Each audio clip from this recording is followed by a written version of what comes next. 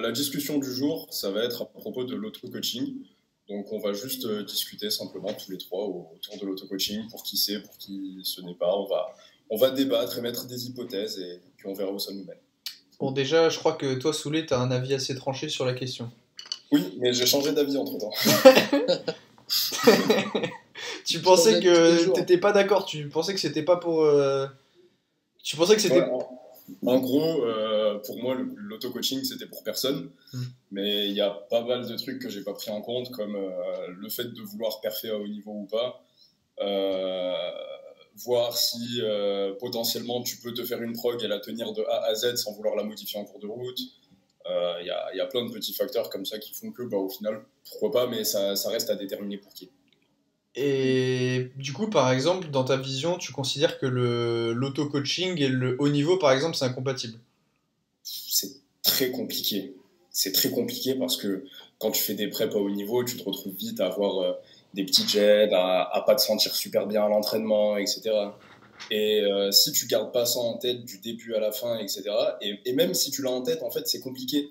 Il y a une différence entre l'avoir en tête et le vivre, en fait. Hmm. Et quand tu vas être dans ton entraînement, que tu vas te sentir mal à 20 kilos en dessous de ton max, tu vas te dire, bon, il faut peut-être que je change un truc, alors qu'au final, ça fait juste partie du process qui va mener à ta perf le jour J. Encore une fois, on ne cherche pas à perfer à l'entraînement, on cherche à perfer le jour J. Donc, c'est un des aspects qui me semble un petit peu compliqué pour s'auto-gérer à haut niveau. C'est vraiment le fait de croire en soi et de croire en ses choix et pas changer la stratégie en cours de route, en fait. Ok. Et toi, Donc, Roman, t'en penses quoi là-dessus? en fait, pour moi, l'auto-coaching, c'est un peu un choix par défaut. Moi, je vois ça plus deux aspects. Je pense que c'est si tu n'as pas forcément les moyens. Parce Ouais. que, après, je pense que c'est un peu un faux problème aussi. Parce que je pense que ça te fait gagner tellement de temps, ça te fait gagner tellement de. Je pense que c'est plus une question de priorité. Mais je peux comprendre qu'un athlète qui n'a pas envie de s'engager à fond dans le sport, il n'ait pas envie d'y mettre les moyens. Ça, je peux le comprendre. Hmm. Et je pense que ça peut être intéressant. Enfin, je pense, c'est pas tellement que je pense que ça peut être intéressant, c'est plutôt, je pense que ça fait partie un peu du process. C'est-à-dire que tu as un moment où tu as envie de t'auto-coacher un peu aussi, peut-être pour apprendre. C'est-à-dire que je vois aussi pas mal de personnes qui parfois font une pause dans le coaching pour au final y revenir, mais plus dans cette idée, j'ai envie d'essayer des choses, quoi. Et ça, je pense que si tu es un athlète intermédiaire qui est un peu hésitant, ça peut te donner parfois envie de faire du power juste pour essayer, quoi. Juste dire, je vais tester, je vais tenter une première planif, et puis si j'y arrive pas, je demanderai de l'aide. Et toi, Ouais, enfin, de toute façon, ici, je crois qu'on s'est tous auto-coachés. Qu'est-ce qui a fait que vous avez changé du coup? Parce que, enfin, tous les trois, on estime qu'on est suffisamment compétent pour coacher d'autres personnes, donc c'est pas forcément un problème de connaissance ou quoi.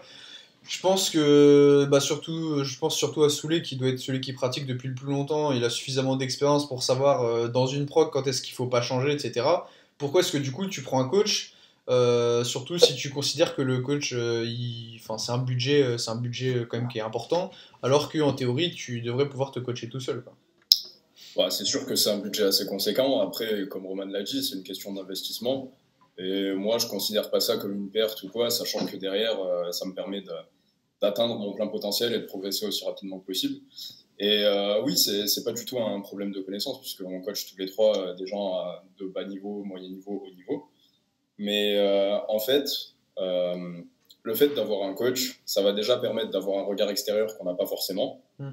Donc, au niveau de la technique, tout ça, après, moi, actuellement, j'ai pas énormément de retours techniques parce qu'on va pas recommencer à réapprendre un mouvement de A à Z alors que je l'ai déjà bien automatisé, bien enregistré, etc. Ça n'a pas de sens.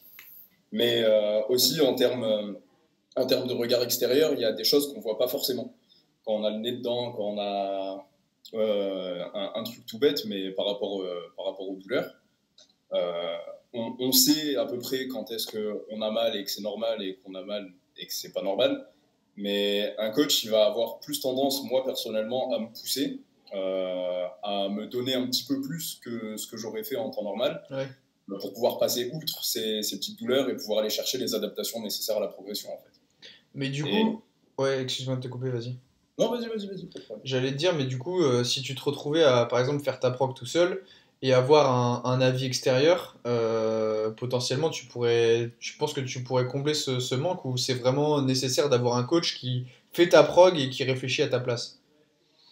Bah, c'est cool qu'ils réfléchissent à ma place, parce que encore une fois, c'est un truc que j'ai pas à faire. Ouais. J'ai pas à me prendre la tête avec ça, j'ai pas à même stresser vis-à-vis de ça en fait, parce que quand il y a des grosses échéances, etc., on commence à vite psychoter autour de la prog, à vite dire est-ce que j'ai fait les choses le mieux que j'aurais pu, est-ce que si, est-ce que ça. Et au final, quand tu as un coach en qui tu as confiance, etc., c'est plus des questions que tu te poses et tu peux vraiment te focus à 100% sur l'entraînement, pousser des barres et faire ce que tu as à faire.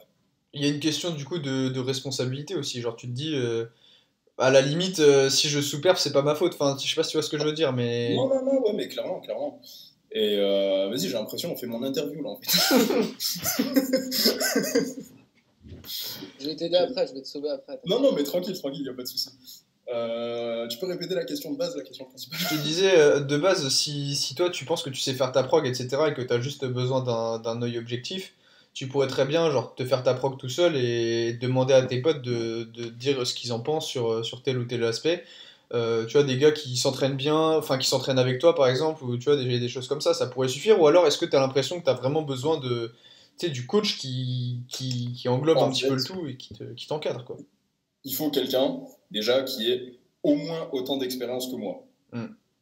Si c'est quelqu'un, juste je m'entraîne avec, ou bien un gars qui est dans le power, mais pas plus que ça, en fait, ça me sert à rien d'avoir son regard extérieur. Ok, ouais. C'est ce que je veux dire.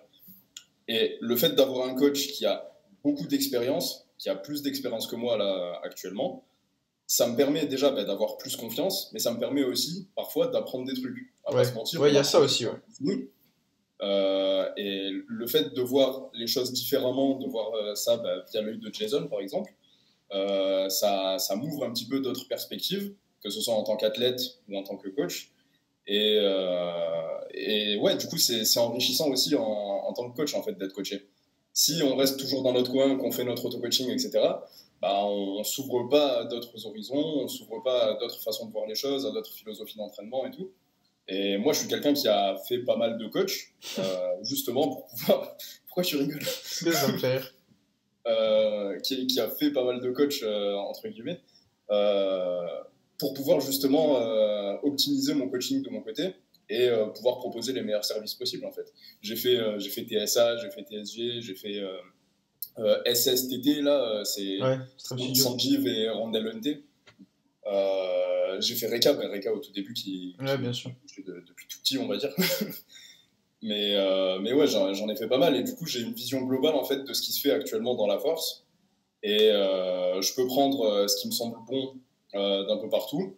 Je reste les pieds sur terre vis-à-vis de ce que la science dit, ce que les études disent, etc. Mais je peux faire ma sauce en fait. Et je vais pas dire que c'est la meilleure des sauces, mais je suis bon cuisinier, quoi. Ouais, de toute façon, tu fais du mieux que tu peux avec ce que t'as en fait. Ouais, ouais. Et le fait je pense, d'avoir vu plusieurs méthodes, etc., c'est aussi un moyen de. En fait, surtout dans ton cas, bah, il y a l'aspect haut niveau, forcément, où tu te dis, bon, bah voilà, je prends le meilleur coach parce que j'estime que c'est celui qui me fera le mieux performer.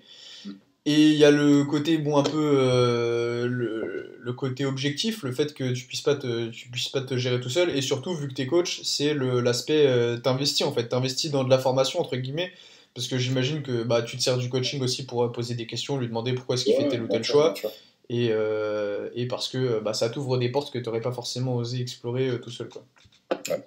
Après aussi, c'est pas une fin en soi si je me coach. Hein. Loin de là, il faut pas se dire que je me suicide si jamais je dois me coacher tout seul. Bah, de toute façon, si tu l'as fait. Je l'ai déjà fait et bon, ça a plus ou moins bien marché parce que comme je l'ai dit, j'ai voulu changer un petit peu des petits trucs en commun, Ouais, c'est etc. ça. Mais actuellement, là, ça fait 2-3 ans que je me suis pas auto-coaché. Et je pense qu'actuellement, j'ai mûri en tant qu'athlète et en tant que coach. Et ça serait pas si gênant de devoir m'auto-coacher, en fait. Ok. Qu'est-ce que t'en penses, Roman? Non, mais je suis Toi, t'es 100% celui d'accord. qui t'es Justement, au. ouais, moi justement, je me demandais si Souley avait parlé un peu sur le côté aussi investissement en tant que être coaché pour mieux coacher. Mais ça, moi, je pense qu'il y a deux éléments. Il y a la première des choses, moi, c'est, je pense que tout simplement, je me pousserai pas assez si je suis pas coaché. En tout cas, moi, c'est quelque chose que, tu vois, quelque chose que j'ai remarqué. Moi, c'est globalement les meilleurs blocs que j'ai faits, c'est des blocs sur lesquels on a dépassé ce que j'imaginais faisable. Enfin, au sens des charges proposées, du volume d'entraînement, des choses comme ça. Je sais que parfois, j'aurais tendance à. Je suis pas spécialement partisan du moindre effort, mais je suis surtout. j'ai un mode de vie qui fait que j'ai pas spécialement énormément de temps pour m'entraîner. Et je sais que j'aurais tendance parfois à mettre juste le minimum de dosage. Et actuellement, voilà, je peux plus progresser. Je dis pas que je suis un athlète très avancé, mais je peux plus progresser avec le programme voilà, en ligne gratos où tu as 5 séries de bench par semaine. Je veux dire, à un moment donné, ça te drive un moment, mais ça peut pas fonctionner éternellement. Donc à un moment donné, c'est un peu comme quand tu veux monter de niveau sur un jeu ou je sais pas, un truc comme ça. Tu vois, tu vas t'inspirer des meilleurs et si tu veux avoir les meilleurs conseils, bah, il faut aussi. C'est aussi une compétence que tu payes, tu vois. Je veux dire, si tu as besoin d'une expertise. En fait, c'est assez bizarre parce que dans le monde du sport, j'ai l'impression que on voudrait demander parfois des conseils gratuitement, mais ça se ferait nulle part ailleurs. Tu veux lancer un business, tu as besoin, je sais pas, d'un comptable ou d'une boîte de consulting ou n'importe quoi. Tu devrais payer et tu te poserais même pas la question. Et en fait, en sport, je pense que c'est un truc, moi perso, à chaque fois que j'ai tenté de me recoacher tout seul, ça n'a jamais duré très longtemps parce que c'était pas spécialement viable. Donc ça, je pense que c'est un aspect très important. Et puis pareil, moi, comme Soulé, j'ai fait pas mal de coachs différents et bah, c'est intéressant, je trouve, de comparer un peu les méthodes et de repérer des choses communes qui reviennent à chaque fois. Et ça, je sais que ça a beaucoup façonné ma propre façon de coacher et même la philosophie qu'on a développée un peu à trois sur le coaching. Et je pense que c'est assez intéressant. À chaque fois, on est toujours un peu empreint du type de coaching qu'on a eu et on sera sans doute encore amené à modifier notre philosophie. Ah, mais bien sûr, bien sûr. De toute façon, je dis dans 3-4 ans, si tu as toujours la même vision que là, si que ça a vraiment pas évolué, c'est que tu as peut-être manqué quelque chose, quoi. Ouais, et puis c'est intéressant, tu vois ça. Moi, je me souviens, je regardais les vidéos de Bryce Lewis il y a 8-10 ans, il faisait des max effort à la Westside. Et non, mais c'est marrant, tu vois, parce que il a progressé quand même. Et donc, c'est intéressant, je trouve, cette idée de. Tu remarques en fait que chaque coach a un peu sa façon de coacher, mais qu'il y a quand même des invariants, tu vois. Les coachings où ça s'est bien passé pour moi, bah, le point commun, c'est que c'était. La stratégie, elle avait du sens et on changeait pas des variables en cours de route. Ouais. Et on osait un petit peu dépasser ce que j'estimais faisable. Ça, c'est un truc. Si tu es toujours en train de t'auto-coacher, tu as un biais de complaisance où tu vas à chaque fois finir avec les variations que tu aimes bien et pas les variations efficaces. Parfois, ce qui fait la différence vraiment, pour sortir d'une stagnation, on en parlait lors du webinaire, hein, c'est parfois une série, deux, trois séries, enfin quelque chose qui te change un peu et qui te fait un tout petit peu sortir de la zone. Et ça, je pense que tu peux pas le faire tout seul. Bah, c'est marrant parce que tu vois, toi, ce que tu me disais, c'est que bah, tu avais besoin d'un coach du coup plutôt pour te pousser, si j'ai bien compris. Ouais, tout à fait. Et moi, justement, le problème de l'auto-coaching pour moi, c'est que c'était tout l'inverse en fait. C'est que moi, vraiment, j'y allais à fond en fait. Je me disais, ouais, c'est bon, je vais serrer les dents, ça va passer, tu vois. Et c'était comme ça à chaque fois. Je sais pas si tu te souviens quand on s'entraînait au tout début. Moi, vraiment, les séances, c'était. Je me disais, vas-y, déjà, si j'étais RPE 9 au lieu d'être RPE 10 ou à l'échec, c'était 10 l'autre, tu vois. Et je me mettais un volume, je me disais, bon, bah, de toute façon, c'était simple. Au début, je me souviens, quand j'expérimentais, c'était bon, bah, c'est simple, on va voir si je peux faire plus, en fait. Et je sais que c'était un peu le problème au moment où je me suis. Parce que du coup, tu m'as coaché un moment, j'ai été un peu off. Il y a eu les différents coachs qu'on a vus aux États-Unis, etc. Après, je suis revenu tout seul. Et je me suis remis avec Soulé parce que j'avais fait. Je sais pas si tu te souviens, mais je m'envoyais des trucs pareil, de malades mentaux. Je commençais à avoir mal, mais je voulais pousser et tout. Je voulais pas m'arrêter en fait. Et moi, j'ai vraiment besoin, pour le coup, je pense, tu vois, de quelqu'un qui me tempère et qui me dit non, non, là, parfois, il faut en faire un peu moins. Et pour le coup, ça m'a beaucoup aidé parce que tu vois, c'est con, mais là, actuellement, je prends un exemple très bête, mais tu vois, par exemple, ce que je fais au bench avec Soulé, là, ça marche super bien. Bon, c'est le seul mouvement sur lequel je peux vraiment me donner à fond en ce moment, mais ça marche super bien et pour le coup, j'en fais beaucoup, mais tu vois, je pense que si j'avais été tout seul, je me serais dit, ah, vas-y, il y a encore de la place pour rajouter des singles, etc., alors que c'est pas forcément nécessaire, tu vois. Ouais, mais toi, je me souviens, c'est surtout les assistances. Enfin, moi, je remarque qu'il y a beaucoup de personnes, elles arrivent et puis elles se disent, OK, il faut que je rajoute moi, j'appelle ça un peu des guirlandes, quoi. C'est-à-dire, tu as déjà 7 ou 8 séries de couchers, je sais pas, sur une séance, enfin, ou couchers aux variations très proches. Bien sûr. Ils vont te rajouter des écartés à la machine. Moi, j'ai repéré ça surtout, là, je pense plutôt aux street lifters. Ouais. Dans la plupart des street lifters qui s'auto-coachent, mais moi, je suis halluciné de la quantité de volume qu'ils mangent, de choses parfois inutiles. C'est presque si à la fin, ils vont pas te dire qu'ils vont ajouter des dips à la machine alors qu'ils ont mangé 6 séries de dips, tu vois. J'en ai Tu te eu dis, un mais, comme ça. Ouais, ah, mais tu te dis, ça, tu vois, si t'es habitué à faire ça, tant que t'as pas quelqu'un qui te le dit, tu le sais pas, quoi. ouais, c'est ça. De toute façon, tu Ouais. compares juste par rapport à ce que tu as déjà fait et tu te dis, ah bah c'est moins que ce que je faisais avant, alors que ce que tu faisais avant, c'était peut-être déjà trop, tu vois. Ah oui, clairement, clairement. Parce que ça, c'était un truc, je me souviens, il y a certains athlètes, parfois, ils me disent, ouais, mais moi, je vois machin, il fait autant de séries, il Hmm. fait ceci, il fait cela. Et en fait, pour eux, bah, tu dois faire 10 séries par séance et tu leur dis, mais attends, 10 séries, ok, mais dans ce cas-là, tu mets rien à côté, ou bien tu essayes de faire en sorte voilà, d'éviter le trash volume un peu à côté. Et bah, ça, malheureusement, on est dans un sport qui est assez neuf, je pense. Et ce qui fait que bah, c'est très amusant, mais même la littérature scientifique, c'est souvent des guidelines, c'est jamais des plans tout faits. Bah On te non, mais dit de toute jamais manière. c'est 8 séries, 10 séries.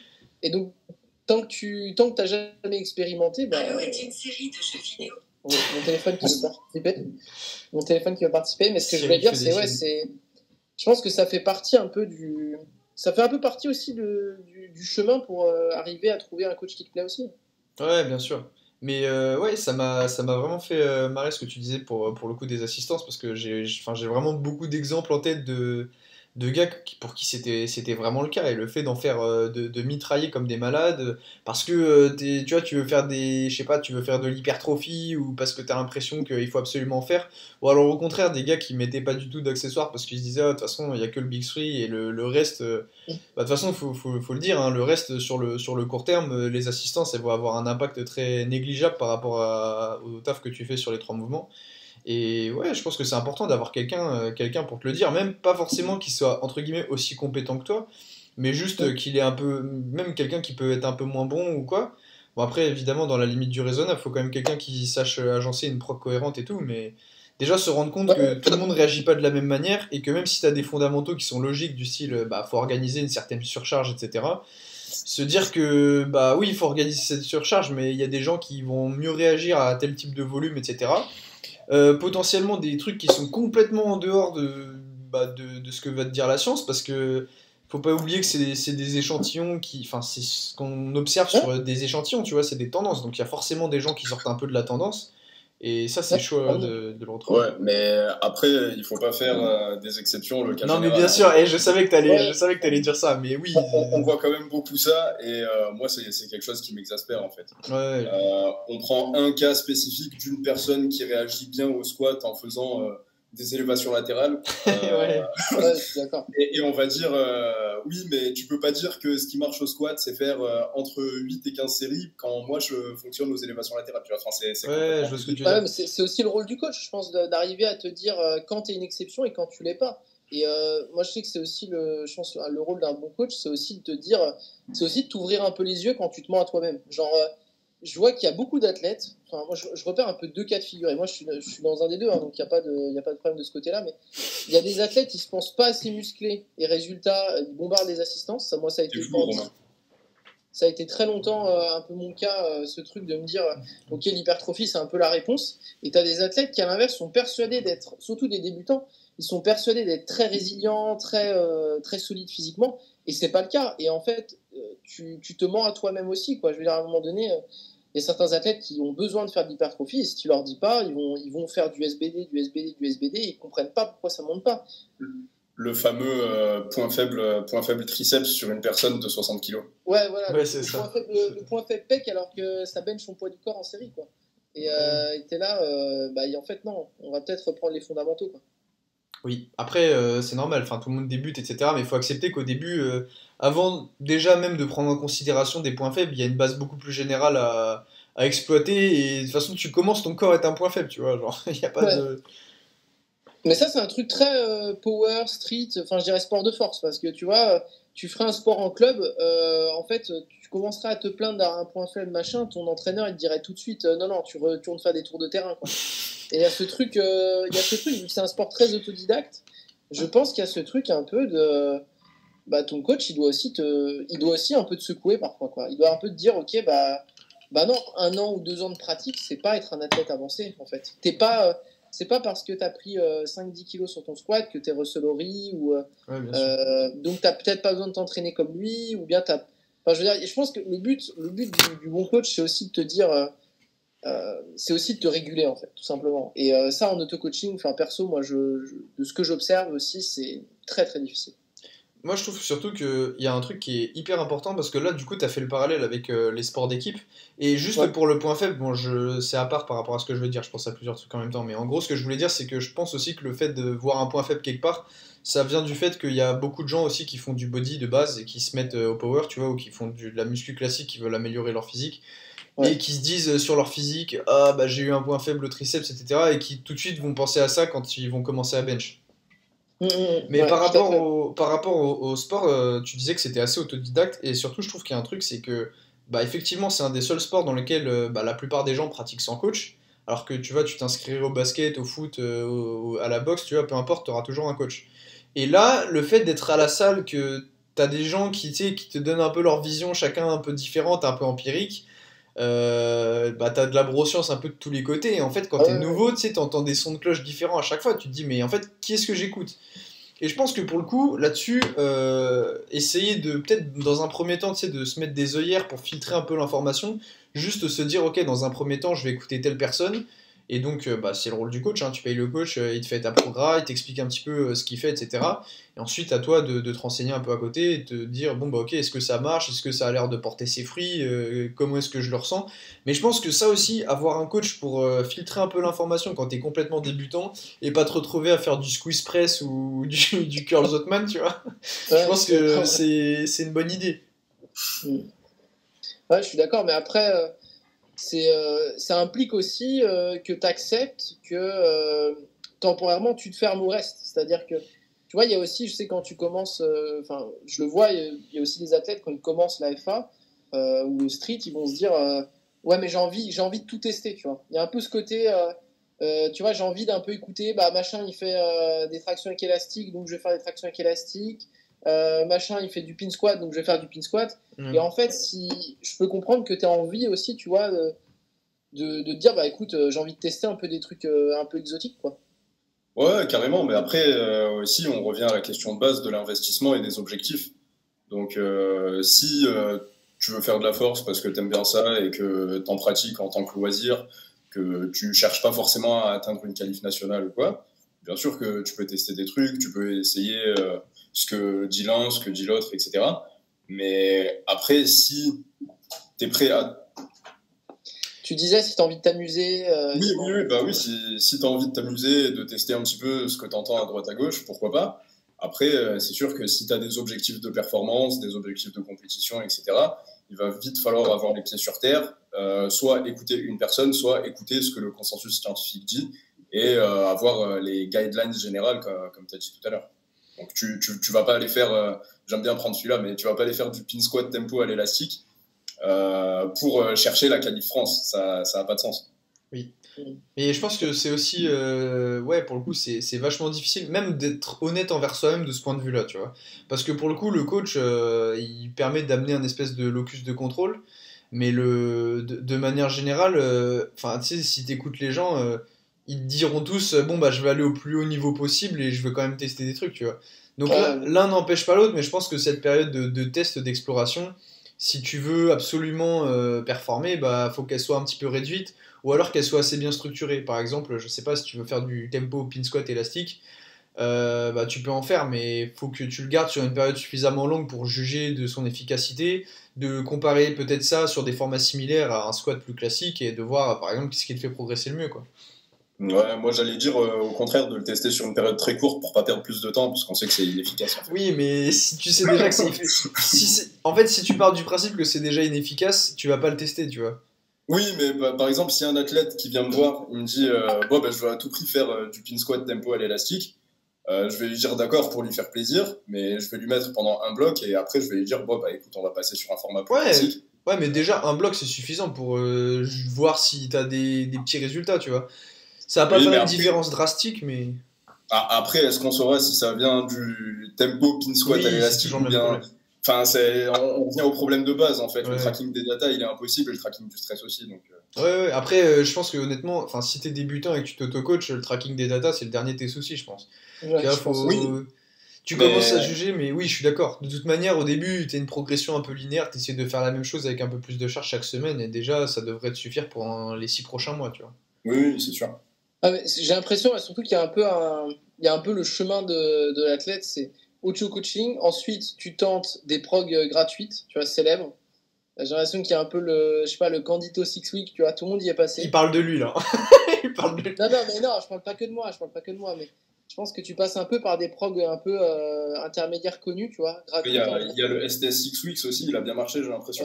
Ouais, non, mais pour de vrai, je crois qu'on a, je sais pas combien on a eu de téléchargements, mais On a 800 téléchargements ou 900, je crois. ouais, donc voilà, c'est des programmes de base, mais où il y a une certaine cohérence. Et en général, ensuite, ça ramène à deux choses. Soit tu repars sur l'auto-coaching parce que tu vas être un peu libre, soit ça amène en général à un coaching derrière parce que tu te dis, ouais, mais pourquoi je structure pas plus encore mon entraînement que ça, quoi. C'est ça. En fait, au début, j'ai l'impression qu'on ne se rend pas forcément compte à quel point on peut s'investir et à quel point on doit s'investir pour atteindre le niveau qu'on vise. Oui. Ouais, Et c'est quelque chose qui, même moi, là, de mois en mois, d'année en année, etc., je m'en rends compte un peu plus. Parce que concrètement, ce que je faisais en termes d'entraînement au moment où j'ai eu mon titre de champion du monde en 2018, comparé à ce que je fais maintenant pour ma prépa France, pour la potentielle prépa monde, etc., ça n'a rien à voir. Là, concrètement, quand je finis une prépa, je suis bousillé, que ce soit physiquement et mentalement. Non, mais vraiment, je dis les termes parce que c'est ce qu'il faut, mais on ne se rend pas compte à quel point il faut se donner physiquement, mentalement, organiser sa vie autour de ça, etc. C'est quelque chose qu'on ne recommande pas aux gens qui ont une pratique loisir ou qui ont une pratique, on va dire, loisir plus, entre le loisir et le compétitif, qui aiment bien faire des compètes, mais qui ne visent pas non plus le titre de champion du monde. Mais vraiment, au début, même ça va vous faire rire, quand on me disait que j'étais sportif de haut niveau, j'y croyais pas. Parce que je me disais, en fait, je m'entraîne 4 fois par semaine, je fais 3-4 séries de squats et je rentre chez moi. Et en plus, je commençais, c'était dans mon garage, donc je faisais 2 pas et j'étais chez moi. Ouais. Et le fameux home gym. Bah ouais, le home gym de légende. Est fabuleux. Et pour le coup, est-ce que tu penses que tu aurais pu être à ce niveau-là sans cette charge de travail, tu vois? Est-ce que par exemple je sais pas, en appliquant une espèce de surcharge logique, tu penses que tu aurais pu faire des entraînements potentiellement moins éreintants, peut-être qui te demanderaient moins de ressources physiques et mentales? Non, impossible. Non, c'est impossible parce que je sais pas si en termes purement théoriques c'est faisable. Je pense qu'en théorie c'est faisable, Ouais. mais en pratique, il y a des caps que tu peux passer, même au niveau mental, qu'en te donnant à 100%, 200% Ouais, je vois ce que tu veux dire. d'entraînement en fait. Tu penses ouais, tu penses que l'entraînement t'a vraiment permis de passer à un nouveau step au niveau mental et de te dire, ok, bon, bah, maintenant. Carrément, carrément. Et c'est quelque chose aussi que j'aurais peut-être pas pu faire en m'auto-coachant. Ok, ouais. Parce que, Ouais, t'aurais pas osé, tu te serais dit c'est n'importe quoi. Et en fait, je vois très bien le schéma que ça aurait pu être. C'est tu commences, t'es un peu fatigué, tu te dis ouais, mais c'est parce que de base j'avais mis la dose et tout. Alors que bah, si t'as un coach qui est un peu confiant, il va te dire non, mais t'inquiète, c'est normal. À partir de cette semaine-là, tu vas être HS et après tu serres les dents jusqu'au taper, tu vois. Ouais, bah clairement, on peut prendre par exemple mon début de suivi avec Jason. La transition Joe Stanek, Jason Tremblay, elle a été violente pour moi. Avec Joe, j'avais un 3e jour de squat où je faisais du squat tempo à 140 kg. Ouais. Et j'ai commencé directement avec Jason et je me tapais 6 séries de squat à 80%, 80, 85, voire 90% sur les jours lourds. Donc, Après, pour le coup, c'est aussi parce que tu lui avais demandé d'envoyer la sauce à ce moment-là, tu vois. T'étais un peu remonté et je me souviens que t'étais un peu déçu. C'était après les France de l'année dernière, c'est ça? Ouais. Ouais. Ouais, et là, tu m'avais dit, ouais, ça suffit, là, il faut que, il faut que je pousse.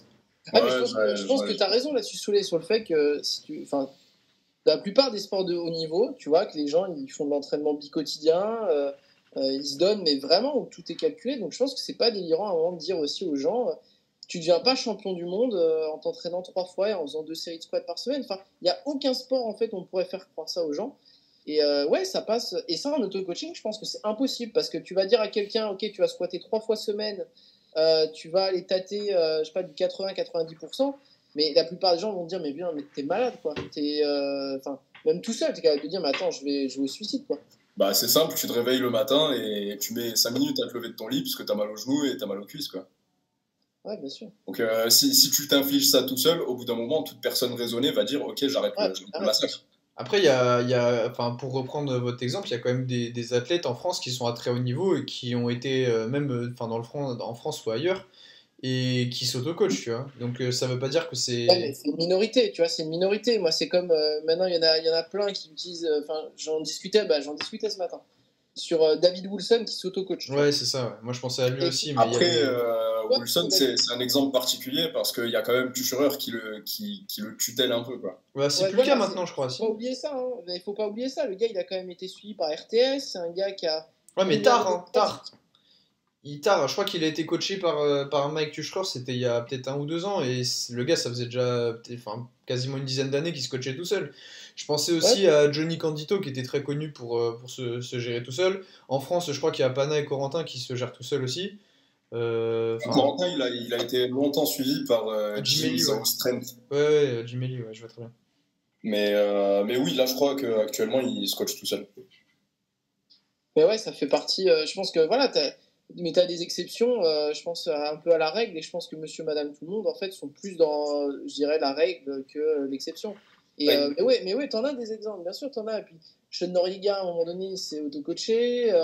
Mais Enfin, si tu prends justement les exemples des athlètes qui se sont auto-coachés sur une période, puis qui ont pris un coach, C'est tu vrai qu'ils remarqueras sont... que dans la grande majorité des cas, ils ont explosé derrière. C'est Moi, vrai. l'exemple le plus concret que j'ai à vous proposer là maintenant, c'est Rico. Ouais. ah ouais, Rico, clairement. depuis ses 14 ans jusqu'à fin de l'année dernière, il s'est coaché tout seul. Ouais. Il a fait vice-champion du monde, vice-champion d'Europe face à un monstre suédois qui sort de nulle part et qui avait déjà les perfs des Open en sub-junior. Ouais. Et le gars était archi solide en auto-coaching. Et là, il est passé avec Jason et clairement, ça lui a fait passer un cap, c'est indéniable. Ouais, bien sûr. Mais même en termes, moi, ce que je remarque, c'est même en termes de professionnalisation de la pratique, en fait. C'est que Carrément. ça passe de, tu vois, ta prog un peu écrite sur un bout de table Ouais, c'est vrai. à un truc vraiment. Et ça, vraiment, je pense que ça joue aussi, en fait, ce côté très pro et aussi ce côté de, tu payes un coach, tu vas faire ce qui est écrit, quoi. Ouais, C'est, alors ça c'est marrant, je me souviens qu'on en avait discuté avec Soulé et il me disait à un moment, parce que moi j'étais réticent, tu sais, j'achetais beaucoup de formations, de trucs comme ça, mais je me voyais pas donner ma prog à quelqu'un, je sais pas, peut-être c'était par manque de confiance, mais je me disais, il saura jamais aussi bien ce qui se passe dans mon corps que moi, tu vois. Et je me souviens, Soulé il m'avait dit l'argument, mais en fait quand tu payes, t'as pas le choix, faut que tu t'entraînes, parce que sinon tu gaspilles ton argent, tu vois. bien sûr. Ça marche quand on est des pinces comme nous, ça aussi. Après. Non, mais pour le coup, moi je sais que ça m'avait pas trop fait tilter, tu vois, quand... Bah du coup, moi j'avais été coaché par Joe aussi, et au début, ça m'avait pas fait tant une différence que ça. Euh, Mais ça m'a... Le truc, c'est que Joe m'a beaucoup ouvert aussi, moi, pour le coup, sur ce que je pouvais faire, et tu vois, tout à l'heure, tu parlais du volume avec Jason. Moi, je me souviens que le volume avec Joe, à un moment, c'était un délire, hein. Je devais me manger peut-être 28 séries de bench par semaine, j'étais à peine à 20 au début, oh, il m'a fait cligner des yeux, hein. Ah, et au final, tu t'es pas blessé et t'as explosé au bench. Là, depuis un an, t'es en roue libre sur les progrès au bench. Ouais, bah il y a eu des hauts et T'es des top. bas en vrai, mais je pense que je suis pas sûr que j'ai été au top de ma forme avec Joe, mais même si sur le moment il m'a pas apporté, enfin il m'a pas apporté, même si sur le moment j'ai pas été au mieux de mes perfs, ça m'a quand même un peu ouvert l'esprit sur une autre manière de voir les choses et de me dire ok bah parfois il faut juste en faire plus, tu vois. Et Ouais, c'est clair que, en fait, ouais, tu vois, mathématiquement, si t'es juste un obsédé de la data, tu vois, tu vas juste te dire, bon bah ok, il faut potentiellement ajouter une série ou un peu de travail. Et moi, je me disais, ouais, mais tu sais, je sais pas, j'avais un espèce de cap psychologique où je me disais, ouais, je sais pas, 8-9 séries d'un mouvement sur une séance, c'est trop quand même, tu vois. ouais, je suis d'accord. Et force est de constater que en fait, bah, parfois ça fait la différence parce que même si tu commences avec un RPE haut, etc., moi je sais que ça m'avait beaucoup aidé au niveau technique, tu vois, parce que forcément, en fait, le fait de me forcer à avoir un RPE qui était à peu près fixe, tu vois, genre tu commences tes RPE 8 et t'as 9 séries à faire, tu dis bon bah concrètement j'ai pas le droit à l'erreur, il faut que je me concentre, et parce que si je me concentre pas, je vais échec en fait. Et pour le coup, ça avait super bien marché. Ouais, tu vois, je suis d'accord. Moi, il y a un truc, enfin, il y a deux trucs auxquels je pensais. Moi, je pense que les coachs aussi peuvent t'amener des nouvelles, entre guillemets, des nouvelles, complètement des nouvelles idées. C'est-à-dire, par exemple, je sais pas, mais l'idée, c'est des trucs tout bêtes, hein, mais par exemple, moi, je reprends l'exemple des pourcentages, mais je trouve qu'il y a ce truc où pendant un temps, ça a été très RPE base, et maintenant, les pourcentages, c'était un peu vu comme old school. Et moi, je sais que l'utilisation des pourcentages, ça vient aussi de discussion avec vous, c'est-à-dire que moi, j'utilisais souvent les deux, et en fait, je me suis rendu compte que le pourcentage, ça pouvait servir à pas mal de personnes, surtout pour les athlètes qui n'ont pas confiance. Moi, je sais que Oui. ça a débloqué, mais je pense à des athlètes comme Léa, ou je pense même Margot, en fait. Des athlètes qui, en fait, ont souvent un peu tendance à se sous-estimer. Quand c'est écrit, en fait. Tu le fais. Ouais, c'est Et le ça. problème, c'est que si c'est toi qui mets le pourcentage, tu sais très bien que tu peux le modifier, tu sais très bien que tu peux changer les choses. Là, quand tu reçois ton truc, tu fais tes devoirs, en fait. Ouais, c'est Et, un peu ça. et ça, je pense que c'est vachement important. Et il y a aussi un autre truc, moi, je pense que c'est impossible, l'auto-coaching, c'est la gestion de match, gestion de compétition. C'est tu viens à une compète en étant... Enfin, de mon point de vue, hein, après, tu ne seras peut-être pas d'accord, Soulet, mais tu arrives à une compète, tu es solo, tu dois demander à un pote, tu n'es pas sûr que ce soit bien fait. Moi, je pense que rien qu'avoir un coach pour ça, déjà, c'est c'est vraiment le jour et la nuit. Hein. Ouais, carrément. En fait, au début, j'étais pas trop d'accord, c'est pour ça que j'ai fait une tête bizarre. Parce que je pensais à la stratégie de match en tant que telle. Oui, ok, genre Plus la à feuille de la match, etc. planification des essais, Oui, etc. ok, ouais. Ça, c'est quelque chose que je pourrais faire et c'est même quelque chose que je fais parfois de temps en temps où je me prends la tête avec mon coach parce que je passe rapidement et il pense avoir raison et chacun est un peu. On est un peu dans la confrontation d'idées, on va dire. Mais oui, pour la gestion de match en tant que tel, avoir un coach qui time tes warm-up sur place, qui fait tes barres d'échauffement, etc. Là, oui, clairement, c'est le jour et la nuit. Ah, mais oui, c'est impossible. Enfin, moi, pour avoir fait les deux, moi je me dis, en fait, c'est plus possible de s'auto-coacher là-dessus. Enfin, Clairement. après, j'ai sans doute pas assez d'expérience et il faudrait sûrement demander à des gars qui ont plus de 10 ans d'entraînement derrière eux, tu vois. Mais je pense que le fait ouais, d'avoir quelqu'un à sa compète, ça fait la différence. Et regarder, en fait, je me dis quand t'es dans ton match, que t'es concentré sur tes essais, etc., devoir regarder en permanence dans combien de temps tu passes, qu'est-ce que tu fais comme warm-up, est-ce que, je sais pas, est-ce que tu peux prendre un poids à côté, comment En est-ce que fait, tu c'est ajustes en fatigant fonction aussi. des essais des autres et tout. Hein? C'est fatigant aussi. Oui, de fou. Bien De sûr. fou. Hein. Et c'est pour ça que tu finis une journée de coaching, même si tu as géré deux trois matchs dans la journée, t'es KO quoi. Ah bah clairement, ouais. Ouais, je suis d'accord. En fait, je pense que c'est aussi un truc. Le coaching, c'est une expérience totale en fait. C'est-à-dire que c'est pas juste un spreadsheet que tu reçois. Je pense que c'est tout. C'est un accompagnement. C'est quand ça va pas, t'essaies de te remettre dans les rails. Enfin, moi, je vois ça aussi comme c'est un super investissement pour soi en fait, et pour que la pratique elle reste un plaisir en fait. Parce que je sais qu'en auto-coaching, les moments où tu es vraiment à fond, tu vas faire tout ce qu'il faut, et les moments où ça va pas trop, tu vas dire bon, mais c'est pas grave. Tandis que le coach, il est un peu, moi c'est comme ça que je vois ça, de mon expérience en tant que coaché aussi, il te stabilise en fait. Ouais, il C'est-à-dire te que quand ça tempère. va pas, il te ramène à la moyenne, et quand ça va bien, il te ramène aussi à la moyenne, il te dit ok, te crame pas, et on va faire les choses dans l'ordre. Quoi. Oui.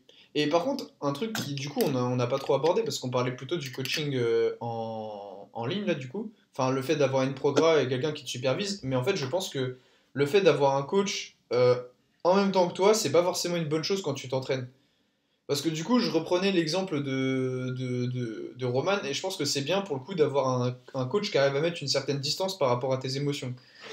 Ouais. Et le fait d'être, tu vois, le coach, il est là avec toi, bah forcément, ça communique plus, etc. Et si ça va pas du tout, bah lui, il va être tenté d'aller un peu dans ton sens. Et pareil, si ça va bien, il va être tenté de te hyper et potentiellement de te dire, vas-y, mets plus. Alors que je pense que parfois, justement, rester de marbre, c'est, je pense, un gros avantage du coaching en ligne par rapport au coaching en IRL, tu vois, tout simplement. Après, je suis pas sûr qu'il y ait énormément d'avantages, parce que par exemple, pour un débutant, Ouais, je pouvoir suis faire d'accord. les correctifs techniques en direct, etc., c'est quand même pratique, même si bah, tu peux tout aussi bien le faire en ligne. Je pense que ouais, le fait de réussir à tempérer un peu les émotions comme ça, c'est vraiment un vrai point fort pour le coup. Et c'est peut-être, à mon sens, enfin en tout cas, je pense pour moi, tu vois, c'est un des trucs qui justifie le plus le fait de prendre un coach. Ouais, je suis d'accord aussi. Ouais. En tout Que cas, aussi, je pense, ouais, à vas-y. mon avis, que les coachs en force, les tarifs sont vraiment bas par rapport à la qualité du service. Ouais, C'est une remarque que je me faisais et c'est quelque chose que j'avais vu aussi. Il me semble que c'était dans une story d'Angelo Fortino Hmm, où il y avait un mec dans ses DM qui se plaignait du prix général des coachings en force. d'accord. Et Angelo, il a dit bah non, en fait, un coach en force, il fait quoi? Il gère la programmation, il gère la technique, il gère potentiellement la diète, il gère le match. C'est quelqu'un qui va être vraiment impliqué avec chacun de ses athlètes, etc. En tout cas, un bon coach va faire ça. Hmm. Et clairement, 150 € par mois pour un coaching comme ça, où on a une personne vraiment qui nous accompagne tout au long de notre carrière, c'est pas cher payé pour la prestation. Je sais Ouais. pas ce que vous en pensez, vous. Et ouais, en fait, je vais reprendre le parallèle des sports d'équipe et tout, mais je sais pas, quand tu prends une licence dans un club, je sais pas, de basket, moi je crois que c'était 300 €, un truc comme ça à l'année, tu vois. Tu fais 300, il y a peut-être quoi, il y avait peut-être 20 personnes dans le groupe, le coach il peut pas te regarder en permanence. Il suffit que tu sois un peu nul, tu restes sur le banc de touche. Alors que là, se dire, bon, il y a une personne qui est vraiment Ouais. attitrée à regarder en permanence ce que je fais, etc. Au final, au rapport temps passé, entraînement, etc., surveillance, je pense que le coach en FA est pas si cher que ça, tu vois. Ouais, et puis accessoirement, tu le payes aussi pour les heures de connaissances qu'il a accumulées. C'est-à-dire, c'est Ouais, bien comme sûr. quand tu payes, je sais pas, un designer, par exemple, qui te fait un logo ou n'importe quoi. Mm. Parfois, tu vas dire, oh, ce logo, j'aurais pu le faire moi-même. Ouais, sauf que ce logo, t'aurais peut-être pas eu l'idée, tu l'aurais peut-être pas fait aussi vite, t'aurais peut-être pas eu les mêmes intuitions. Le coach, c'est la même chose. Et Les le choses faire aussi sont bien là, aussi, tout simplement. Ouais, mais bien sûr, la qualité, ça a un certain prix. Et je suis d'accord sur le fait que c'est pas cher. Enfin, et surtout en France. Je pense qu'aux États-Unis, tu tables facilement certains coachs sur du 250-300 $ pour certains d'entre eux. Oui. Mais je veux dire, en France, on est quand même. Je pense que les tarifs sont pas chers, honnêtes, voire pas chers. Donc, Après, ça je pense vient aussi du fait que la pratique soit moins répandue. Et tu vois, je pense que toutes les grosses structures de coaching seront amenées à augmenter leurs tarifs au fur et à mesure que la demande augmentera. Parce que tout simplement, tu pourras pas coacher 50 personnes en gardant la même qualité de suivi et tu seras obligé de faire une sélection, quoi. Donc, bah, ça, c'est sûr, ça, c'est sûr. Je pense, les gars, qu'on va pas tarder à arrêter. toi, Roman, le mot de la fin? Bah, auto-coaching, ça fait partie du process, mais essayer d'en sortir le plus vite possible. Je pense que c'est le moyen le plus honnête de faire des progrès plutôt que d'acheter. Est-ce que c'est bien utile d'avoir qu'un t-shirt avec du grip si à côté de ça, t'as pas de coaching, quoi. Ouais, c'est possible. Merci de nous avoir écoutés. On aura l'occasion encore d'échanger sur divers sujets avec Souleymane, Romain et moi-même. N'oubliez pas de vous abonner, de partager la vidéo et on se retrouve bientôt pour une prochaine thématique. À bientôt. À plus.